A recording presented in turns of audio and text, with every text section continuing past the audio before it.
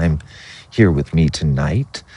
So as you can see, I've got the charts open on the phone, and this is really just to give your eyes something to look at while I talk to you. Okay, we're going to talk about something a little bit different. All right, really leaning more towards psychology and perspective when it comes to trading. All right.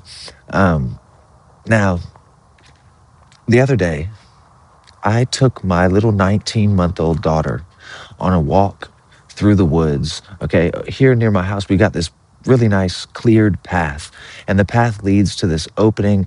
There's this rocky outcropping that overlooks a large portion of the lake, right? And it's an absolutely stunning view. So I wanted to walk my daughter down this path, but to a 19-month-old brain, nearly everything is a distraction, right? So every few steps, something is pulling her off the trail, okay? And I mean, it could be anything, okay? It could be like a rock over here or a really pretty flower, or it could be a literal pile of dog shit, right? You know what I'm saying? So I kept finding myself sort of gently guiding her back over and over, you know, calling her name and just getting her attention back on me so she can follow me down this trail and allow me to guide her, right? I'm not scolding her. I'm not judging her. I'm not like, hey, you little dumbass baby, get back over here. You know what I mean? I'm just bringing her back to the path gently. And while we were on this walk, I started having these thoughts, right? It's like, bro, this is exactly like my life, okay? This is exactly like what my trading journey has been like, okay? And what I mean is like, it seems like most traders, okay, they don't really fail because they're undisciplined, right? It's deeper than that. They fail because they think that the path closes behind them if they wander or get distracted or make a mistake, right? They take one bad trade, one emotional decision, one moment of weakness, right? And the ego shows up like a judge. You blew it. You're off track. You always do this every single day. You're not cut out for this. Maybe you should just give up, right?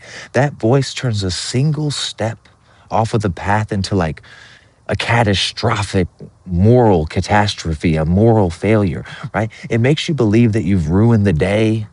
Then it makes you believe you've ruined the week.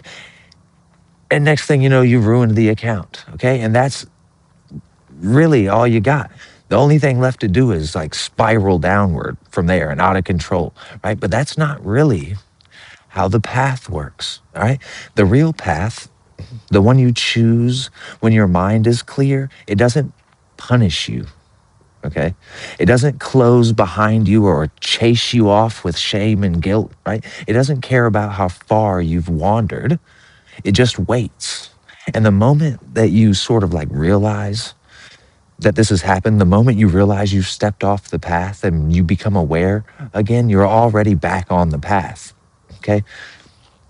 That awareness, the like quiet recognition that you're off the path, that is your guide. Okay, the same way I was guiding my daughter in my trading, it feels like I'm more like my daughter. I'm the one who's actually walking the path, and I'm the one that has a guide, right? And that's what that awareness is. It's not some like super spiritual, mystical, mythical thing. It's not like an external force, okay? It's the trader that I'm becoming. It's the trader that you're becoming. It's the version of us that trades clean, patient, okay, and aligned with our rules and our strategy, right? It doesn't yell at you. It doesn't shame you.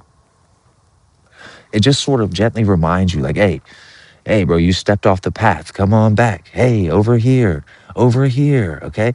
And that's really what discipline is. It's not perfection. It doesn't mean you never make a mistake. You never slip up. It's just that you're returning like over and over, okay? That's what the entire journey is. It's like you're walking the path, then you get distracted, you get lost, and then you have to return to the path again and again and again, okay? Now, it's like you have this inner enemy, okay? It's a very egoic, morally condemning, accusatory voice, okay? The ego sort of condemns you for stepping off the path, but the guide simply walks with you back to it. So the next time you find yourself distracted, chasing a big candle or forcing a trade or something like that, don't collapse into instant judgment. Don't make it a story about who you are. Just notice it. Okay. Come back to the path, come back to your rules, come back to your strategy, come back to home base. Okay. And keep walking with intention. The path never closes behind you. Okay. You just forgot where you were. You know what I mean? Failure feels permanent, right?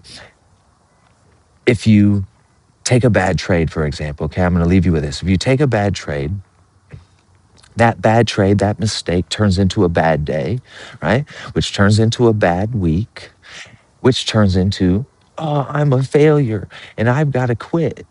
Okay, failure is very permanent. But if you can think of these moments of weakness, these distractions that you go through, right? If you can think of this more as like a form of initiation or a form of invitation, right? This is that trader that you're becoming and the path, right? Inviting you to return back to the path, okay? You get what I'm saying? It becomes an opportunity then, an opportunity to learn, or you see it in a different way. Like maybe this is the tuition I'm paying right now, all right? Or this is the exact friction that I needed to move me forward at this point in my journey. You get what I'm trying to tell you? So there's a huge difference in the way that you interact with yourself from this like condemning ego, negative self-image, negative self-talk. Okay? There's a big difference between that and seeing your journey like more holistically, seeing your journey um, like a walk on a path in the woods, right? Where there's many beautiful distractions around you, okay? But the entire point is walking the path. It's what you discover.